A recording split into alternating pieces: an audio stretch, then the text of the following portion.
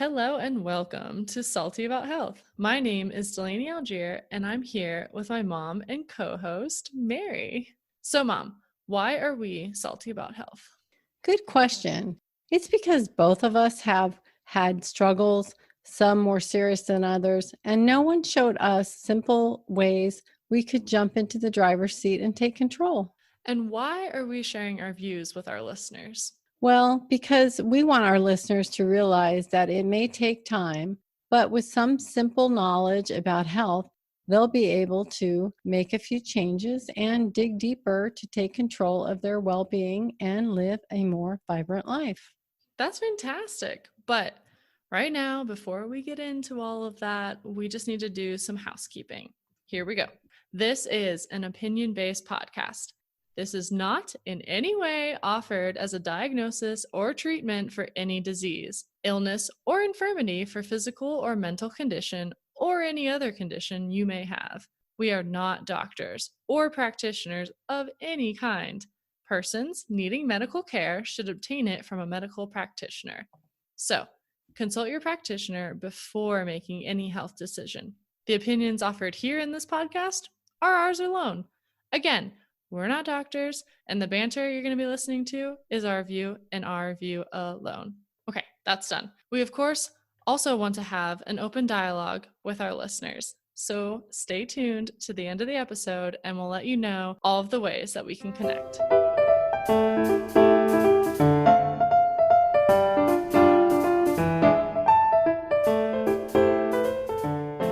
Welcome, everyone. We're so happy to have you back for episode 24. Today is a special request episode. So my husband was actually talking to our neighbor, and he asked if we could do an episode on bone spurs. And of course, we love getting suggestions from our listeners, so please send more. And Mom was super happy to add this topic to the lineup, so here we go. Yes, Delaney, we do like to get suggestions from our listeners because we want to know what health concerns the listeners are most interested in. So please email us at saltyabouthealth@gmail.com with any suggestions you may have. Okay, so let's define what a bone spur is. According to the Cleveland Clinic, bone spurs or osteophytes are smooth bony growths, usually near joints. They develop over time in patients with arthritis or joint damage. A healthy lifestyle can delay symptoms like pain, stiffness, and limited motion. Bone spurs are most common in people 60 years or older, but younger people can get them too. People with osteoarthritis are much more likely to get bone spurs. Osteoarthritis is a common form of wear and tear arthritis that happens when cartilage, which cushions your bones, wears down. Although they can grow from any bone, bone spurs are particularly common in the foot, especially the heel, big toe, and ankle, hand or finger, hip, knee, neck, shoulder, spine. And what causes bone spurs? Joint damage from osteoarthritis is the biggest cause of bone spurs. And osteoarthritis, again, is a breakdown of cartilage, the firm, flexible tissue that cushions bones and allows joints to move more easily. It can develop as we age or after damage, like a sports injury. Lopsided, abnormal walking, running, and jumping on hard surfaces, and being overweight are also high risk factors that can cause a bone spur. As the body tries to repair cartilage, it creates new bone material. These new bony growths are osteophytes, what we call bone spurs. And ankylosing spondylitis also may cause bone spurs. This rare arthritis causes spinal inflammation. Over time, ankylosing spondylitis fuses or connects the small bones in the spine, the vertebrae, and the body responds by forming spinal bone spurs. I added that because Delaney doesn't realize she knows someone with ankylosing spondylitis. I do. And I think, Dalaney, yes. Remember when we were in Germany and the Mhm. people who lived at the very top? Lisa Oh, and yeah. John? Yes, the people who don't age, their children don't age. Yes, and I got another Christmas card with a beautiful photo. They were a lot younger. I think that's why you see it that way. And she had children, obviously, a lot later than I did because she's a lot younger than I am.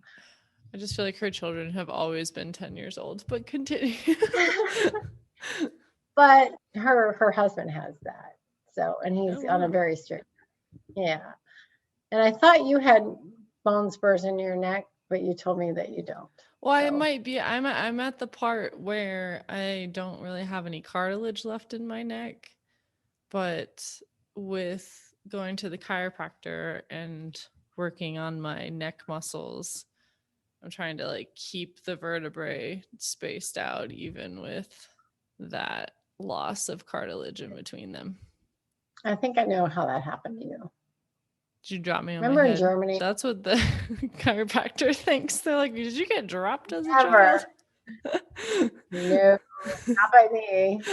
Your very protective mother who only had one child and was very protective. You'd never had a babysitter until, oh my gosh, until you were like 4 years old and could speak and tell me everything that happened. Oh my goodness. So when we were in Germany, actually you were, remember when the neighbors, the little boy, got in a little tiff, he pushed you in the German kindergarten and you went down the hill and hit the back of a pole and you had a mark. You have a mark, you have a scar like on your spine, you did. And we got into it, the neighbor and I, because I talked to the little boy after and told him it wasn't nice to do that. And she was a little upset that I talked to her son, telling her Huh. that she shouldn't bully my daughter. Yes. I guess I've blocked that from my memory. Yeah, probably it was traumatic for me. Someone hurt my little girl. And you know me. Remember you played basketball. I didn't like that because I wanted to go beat everybody up. Oh my gosh. You know, because it's push and shove in that sport. I like volleyball. Okay. And remember in soccer, you were run over, you were a goalie. Remember that big girl that just Well, crushed you? it was a Oh my boy God, because that it was was co-ed, but no, he just kicked my stomach, so that wasn't my neck. But yes, no, I this was was holding the ball and he just like kicked me. no, I remember this was in Arizona. Oh, okay. Yeah, and this big, I think it was a girl. Oh, You I were remember her all name. little. Yeah, yeah, yeah. She mowed you over and She you were crushed. but she didn't mow me over as bad as this other girl. She totally like clotheslined this other girl. Okay, so and you We guys were all went to only the same middle school one year and then the next year didn't. So I think she was a little aggressive and she knew anyway, us. it was not good and you guys didn't have any protective gear on. So I think all those injuries when you were young. I think, and Um, like I would go to people's like gymnast, like, you know, I don't know, it was the fad when I was little. All the kids were like, let's have a gymnastics birthday party. And then I'd go do the tumbling stuff and my neck would always hurt after. see? And I kept doing So we it can because I was a child. no, you can't blame it on me. So Yeah. But anyways, some people have bone spurs and they don't even know it. So spurs start to create symptoms when they put pressure on nearby nerves, start to restrict movement, or rub against other bones or tissues. So, what then happens is you may feel knobby or bumpy areas, especially in the fingers or toes, numbness and weakness, especially in the legs if the spine has spurs, pain near the affected joints, like heel pain, reduced range of motion, stiffness, tendinitis, such as swelling of a nearby tendon, or tendon tears, like a rotator cuff tear in the shoulder. okay, so how are bone spurs diagnosed? Well, if you report pain, stiffness, and loss of motion to your healthcare provider, he or she will ask you to describe your symptoms, ask about your medical history and family's medical history, ask you to rate your discomfort, perform a physical examination, test your joints, motion, and strength, order imaging tests like x-rays to look for arthritis and spurs, or CT scans or MRIs to identify damaged ligaments or tendons. But mom and I always try to find natural ways to help with our health issues. So that's what we've done today. And by all means, see your doctor and get a diagnosis if you feel you may have bone spurs. We are going to go over some of the natural ways that may help resolve or mitigate them. Yes, so I found this article on the internet at lifesavinghealth.org, and it talks about home remedies for bone spurs. So we're going to dive in, and I just picked this one because once you find one with, certain home remedies, it seems like most of the sites have the same home remedies. So this is something you guys can try if you have bone spurs. And that way, instead of getting an operation, you may want to try this for a little bit just to see if it works instead. So, the author of the article, Troy Sawyer, is so sure these remedies work that he states treating and getting rid of bone spurs permanently is an easy thing to do when using natural and home remedies. What you must do is treat both the symptoms and the underlying cause. This is the only way you'll relieve the pain and inflammation and get rid of your bone spur for good. Okay, remedy number 1. This is also after we did our last episode on depression, and I ordered the fish oil. I found a perfect, not the one they mentioned in the article, but a perfect supplement that contained all of these, which is calcium, magnesium, boron, and vitamin D in the perfect percentages. So when you get your levels of these 4 key nutrients to where they should be, bone spurs will start to dissipate, because all 4 are essential for strong bones and strong ligaments and tendons. Magnesium, boron, and vitamin D also regulate calcium distribution within the body. Degenerative arthritis, tendonitis, and plantar fasciitis can all be treated and successfully reversed if you take in the right forms of these nutrients as well.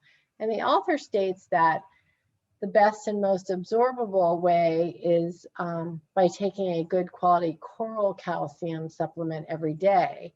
Coral calcium contains calcium and magnesium at the perfect ratio, 2-to-1. And along with other minerals and trace elements that are critical for the absorption of these 2 key minerals. The coral calcium supplement he recommends is Barefoot Coral Calcium Complete.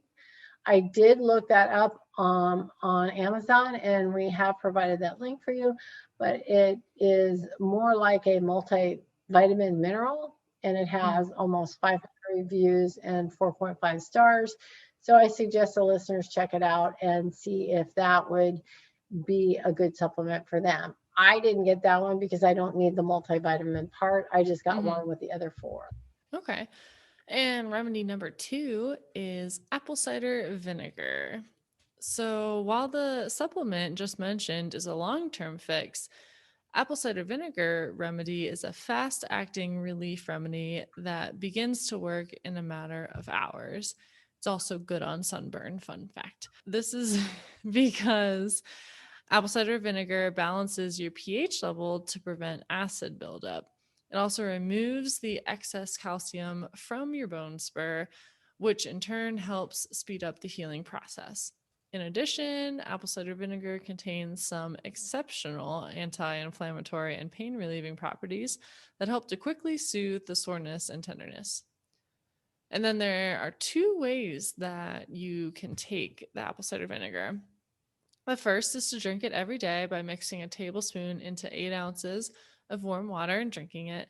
You may want to work up to a tablespoon and start off with a smaller measure of raw organic apple cider vinegar with the quote-unquote mother, which I think Mom and I have talked about before.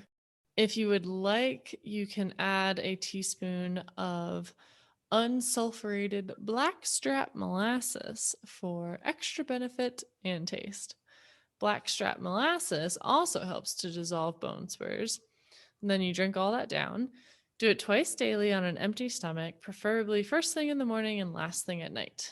Of course, if this upsets your stomach, it is not a good option for you. But the second way is to use the apple cider vinegar externally. So for this, either soak a paper towel, rag, or some cotton balls in apple cider vinegar and place on the affected area. Leave it on for a couple of hours if possible, and don't wash it off until showering. Forewarning from me doing this for sunburns, it is a little stinky, just so you know. But you can also add half a cup of apple cider vinegar to a small tub filled with warm water and then soak your feet in it for 15 to 20 minutes twice daily until your bone spur is gone. And that kind of goes back to essential oils too. Like putting stuff on the bottom of your feet is very beneficial for your whole body in a lot of circumstances. Yes, and apple cider vinegar is really good for your hair too, but you're right, there is that smell factor. And do you like, what is that, blackstrap molasses? I have never been able to, enjoy that taste. Oh, okay. I don't used to make muffins with blackstrap. Did you? I gave them away. Yeah, I think I've tried molasses by itself and it was gross. Or I've read that it's gross. I don't know if I've actually tried it. But it is good for you. Yeah. The old timers, your grandmother's granddad used to eat it every night on like a little piece of bread. He'd pour, she said, blackstrap molasses and eat it, and he lived till he was 99 or something. Oh. But so I don't know if that was the reason, but that's what he had. Okay, so remedy number 3, turmeric, ginger, cinnamon, and cayenne pepper. All of these herbs and spices are pain relievers and anti-inflammatories. Dr. Andrew Weil recommends you take ginger tablets, 500 milligrams, 3 to 4 times daily. We love ginger, don't we, Dalaney? He uses that for a lot of fun. Yes, we do. Turmeric capsules, 400 to 600 milligrams, 3 times a day. If you have bone spurs or heel spurs, cinnamon, but you need to get the Ceylon cinnamon, which is spelled Ceylon, because that's the true cinnamon, and cayenne pepper in a capsule form work as well. And I know that I have found turmeric gummies. If you don't. Kind of defeat. Well, I don't know if it had added sugar. I think it had like beet juice for a sweetener. It would have a lot. But anyways, have a lot of sugar. Investigate that if you don't want to take the capsule. But remedy number 4, an alkaline diet. So your body is either acidic or alkaline at any one time. The neutral pH level for the body is 7.4. And anything below this is acidic and anything above it is alkaline. I don't know if anyone did like the fun tests in middle school science where you're trying to figure out if something is acidic or alkaline, because you use the little pH strips and they change certain colors based on if it's one or the other. It was fun. Anyways, an acidic environment causes calcium to be sent to the main acidic areas, which is usually where the bone spurs develop. And then this process causes a buildup of calcium or calcium deposits, and that results in the development of a small bony growth or the spur. Your body does this because calcium is highly alkaline. Think of acid as fire and calcium as water. So essentially, the body is trying to put out the fire and bring itself back into balance by creating the bone spurs. Apple cider vinegar is also alkaline and acts as a natural buffer to acidity due to its high potassium content. And apple cider vinegar is technically acidic, but it becomes alkaline once it enters the body. That's really interesting.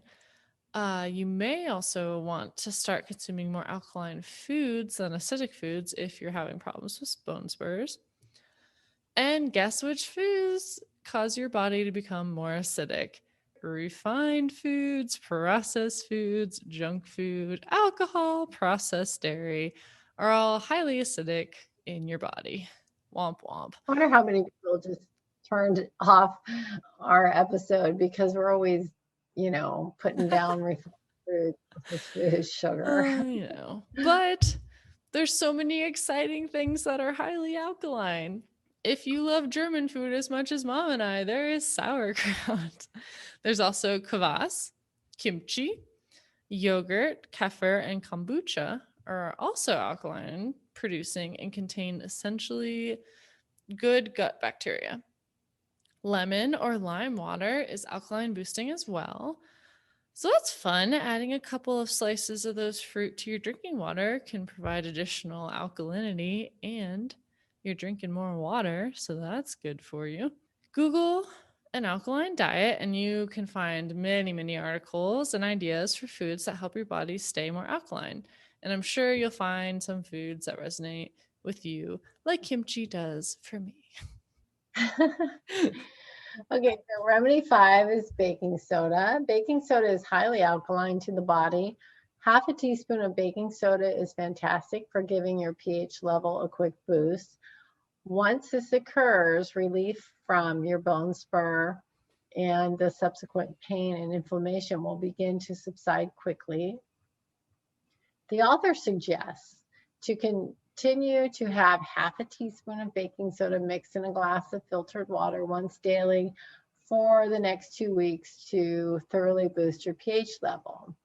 In addition to this, you can also soak your feet or area where the bone spur is located in a small tub of water, warm water with a tablespoon of baking soda for extra benefit and relief. Or mix half a teaspoon of baking soda and a slight amount of water to make a paste.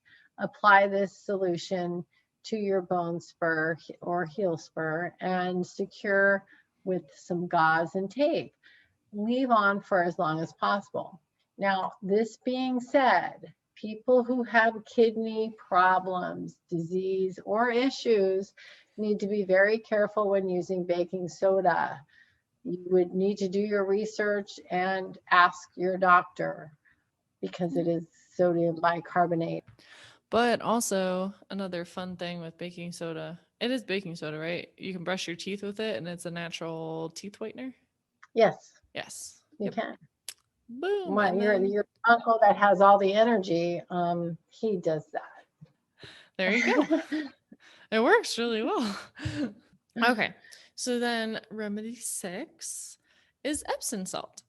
So Epsom salt is another powerful home remedy and relief treatment for bone spurs. The crystals from the salt are made up of magnesium sulfate, and since magnesium is essential for healthy bones, tendons, and the normalization of calcium within the body, an Epsom salt bath is a great help to remove the excess calcium from a bone spur, along with providing relief from the pain, swelling, and inflammation. Simply add 2 cups of Epsom salt to a tub of warm water and then soak in it for 20 to 30 minutes. Do it 4 to 5 times a week for best results. And you can find Epsom salt anywhere. I know it sounds like something kind of weird, but Walmart sells it. So if Walmart sells it, you can find it anywhere.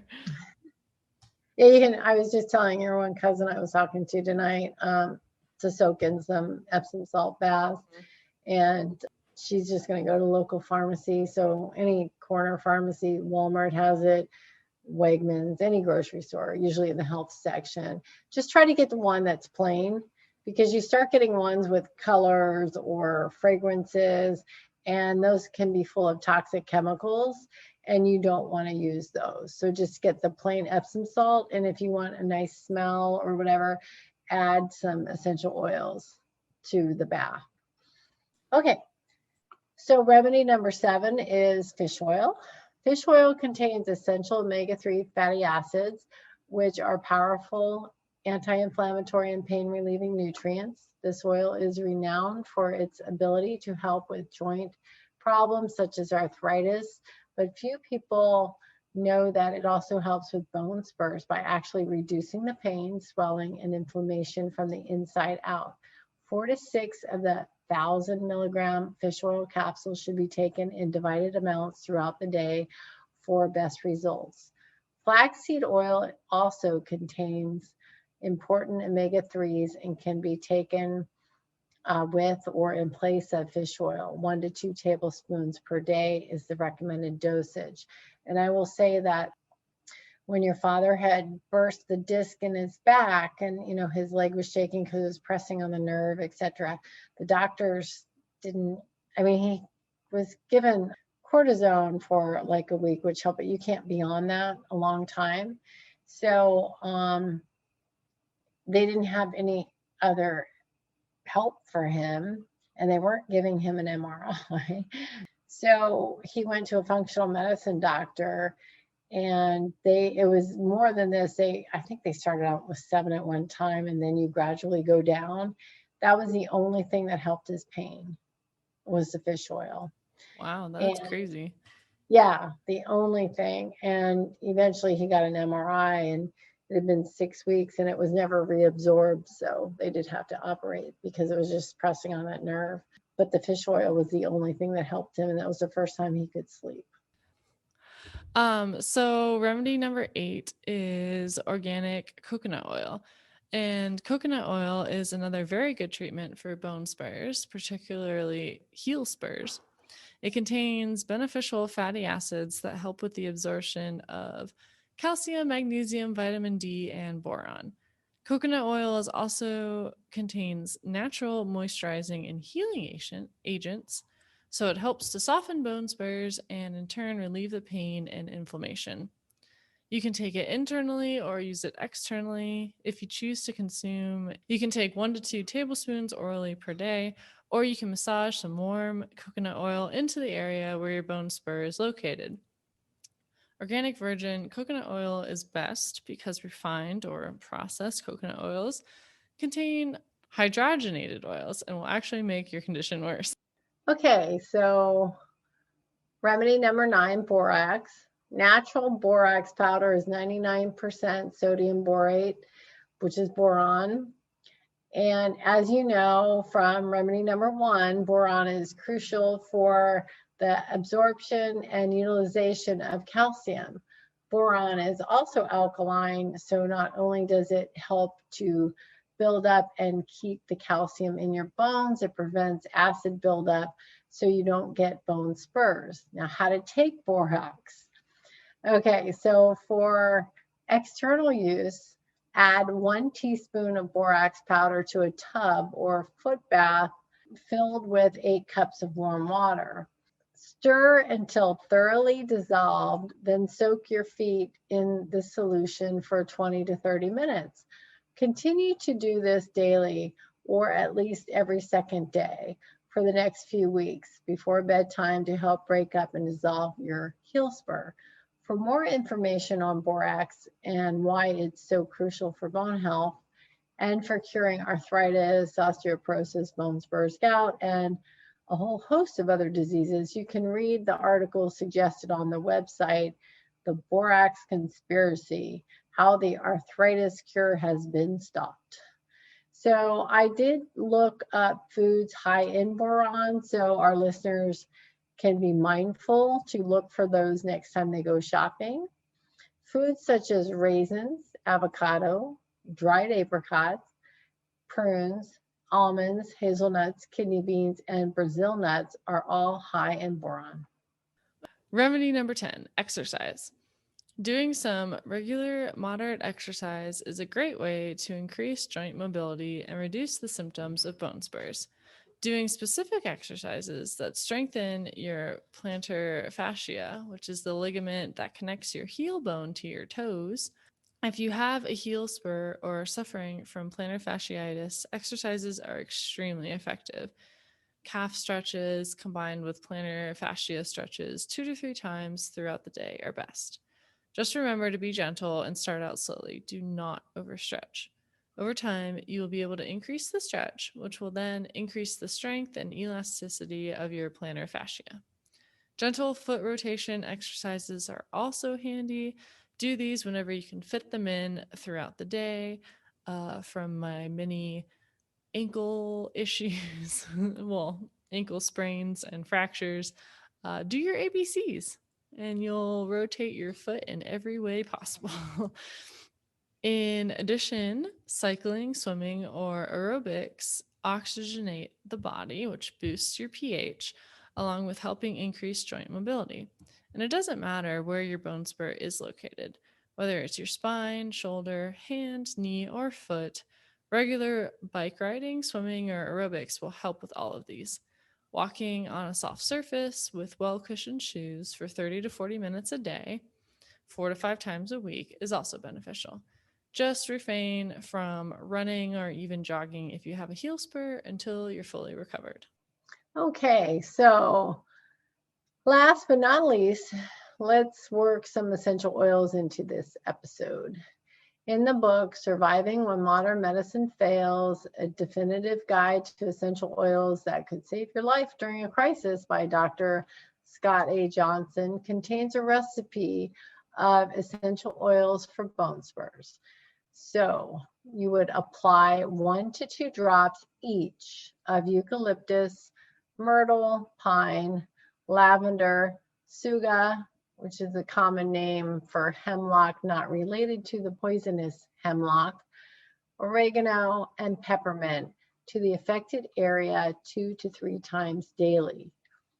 Alternately, apply 2 to 5 drops of wintergreen, balsam fir, or cypress to the affected area 2 to 4 times daily. So the first recipe is you add them all and you put them on. The second one is you pick one of those essential oils, but yeah, we can add that into the show notes, the recipes. Okay. No, that's very cool. Well, thanks everyone for listening. And again, we want to hear from you guys. We always want to hear from you guys. Please, please, please reach out to us. And here are just a few ways that you can do that. You can reach out via Instagram and Facebook. Find us at Salty About Health. Even Snapchat at Salty Health. You can email us at saltyabouthealth@gmail.com.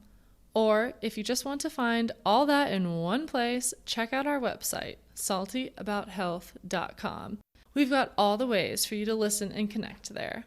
And finally, if you like what you hear today, leave us a review on Apple Podcasts or wherever you listen. We really appreciate it.